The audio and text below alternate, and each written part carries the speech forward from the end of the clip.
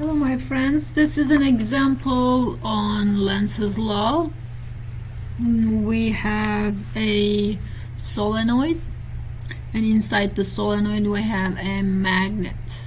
There are different situations that happens, moving magnet in and out and so on, here listed here, and then we will guess what should happen, which of these options will happen if we do that motion. The first one is the bar magnet is at rest in the coil, so no motion in or out. Bar magnet in the rest in the coil. What happens? Option A is the current goes up in the front of the coil. B is the current goes down in the front of the coil, and C is no current in the meter. And if this guy is stationary, flux is not changing. No change in flux. No change in flux, no induced magnetic field. No induced magnetic field, no induced current, so 0 is the option here. Induced current is 0. So there is no current in the meter, so it's C. 2, the bar magnet is pulled out of the coil. Now I'm pulling bar magnet out of the coil. I'm gonna redraw the coil here.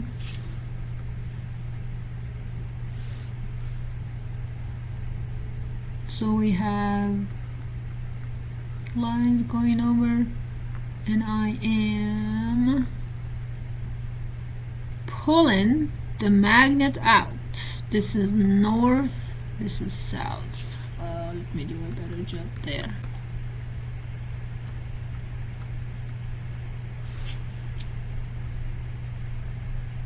And let me also put this here. My wire comes down here, and here's my magnet.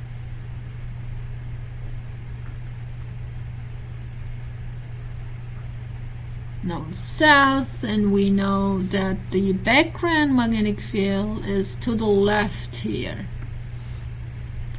So B is to the left. If I am pulling my magnet away, what is happening to B is going away, so it's decreasing. Flux is decreasing. If that is happening, my coil will induce a magnetic field in the same direction. Sorry, I did opposite direction. In the same direction to stop that decrease. So B induced will be to the left. Now using right hand rule, if B induced is to the left, I'm gonna curl my fingers right and open my thumb. My fingers are curling in this direction, and open my thumb to the left. Drawing this is hard, but please do this with me. You will see that your fingers will be curling upward. The current will be going upward in the front here. So the choice is the current goes up in the front. A.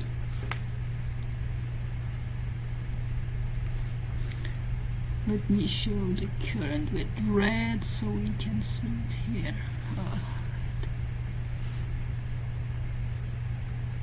This is the current direction, and this is the induced magnetic field direction. The bar magnet is completely out of the coil and at rest. No flux change, no current, right? No B changes. B is constant, not changing. Phi is constant. So B induced equals 0. I induced equals 0. C. The bar magnet is reinserted into the coil. I can cheat here. It's opposite to what happens in option 2. So the option 2 had a current upward in the front. This should have current downward in the front. The answer should be B. Going through it slowly, I will see that if I push the bar magnet back in, let me show it here, B to the left will be increasing, and my B induced will be in the opposite direction. B induced will be to the right. I am pushing the magnet in, by the way, so if I want to show that, I can also show that here. Push back in. And the current, when I apply the right hand rule, this figure you see down here will be the situation. I'm gonna put my thumb to the right and curl my fingers. They will be curling in this fashion, right? So my current will be downward in the front.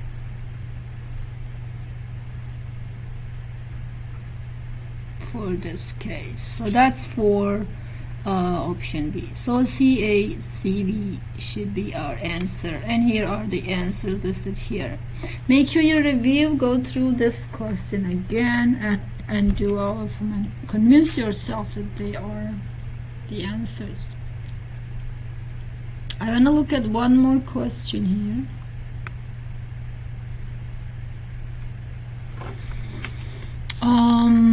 This question over here and that one, that is the one in the middle, is also very similar. The following figure shows 10 centimeter diameter loop. I'm interested in the radius for the area. So radius is 5 centimeters, 0.05 meters. In 3 different magnetic fields, the loop has a resistance of 0.1 ohms. As we learned, every wire has a resistance, so this loop also has its own resistance. Let's show it as a resistor here symbolically. For each situation, determine the magnitude and direction of the induced current. This one, A here, says increase in magnetic field at 0.5 Tesla per second. Important thing to note here is that each second my magnetic field is increasing by 0.5. That means I know what dB over dt is. If I take time as 1 second, the magnetic field changes by 0.5 Tesla, right? So 0.5 Tesla per second. Now what is happening to it? Increasing, right? And dot means towards me, outside of, out of the board, or out of the screen. What will my induced magnetic field do is to be into the screen to stop that. That's my B induced. Now I will use right hand rule to find the current if B induced is into the board. Right hand rule 2 will tell me that current is in this fashion. That's I induced here. Clockwise. Let me try to draw that, which is very hard. My thumb will be into the board. Assume that is into the board. And I'm gonna curl my fingers while my thumb is into the board. So they will curl in this fashion. Oh, that's really bad drawing. But hopefully.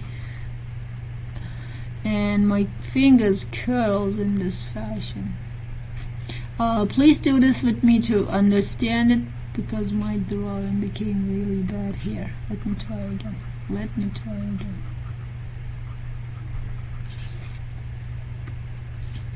So my thumb is into the board, and here are my fingers curling. Still bad, but a little bit better. And here is my current. What is the value of it? First I find epsilon induced. That's N times delta phi over delta t. And I'm gonna find delta phi using this. Directly, delta phi here will be A times delta B and I'm going to insert that in here. N is equal to 1.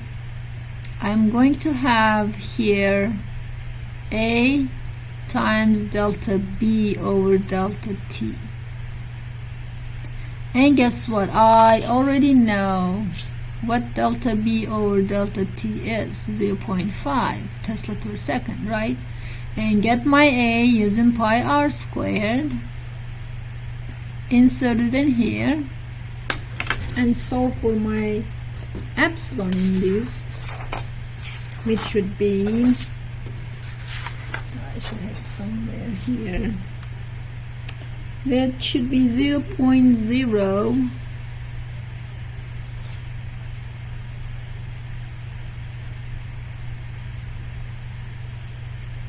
0.0039 volts. And I'm looking for I induced. I say epsilon induced over R 0.0039 volts divided by 0.1 ohms. That will give me 0.0. Forgot mine here. 39 volts. This is a very similar one, except for the decreasing. Now magnetic field is decreasing. My B induced will still be into the board because magnetic field is into the board and decreasing. The sky is decreasing here. So my B induced is still into the board, and my I induced will be the same direction. And calculating it will be the same steps. Here, on the third option, I have decreasing magnetic field into the board, but my loop is parallel. This loop comes out of the board and goes back in. Let me try to draw it.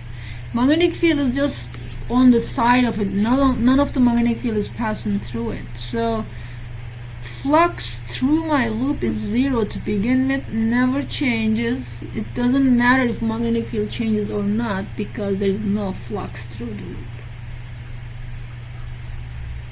No flux through the loop, no induced current or magnetic field.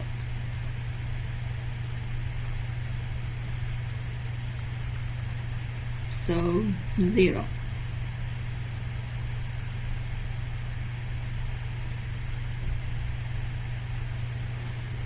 Alright, that's it.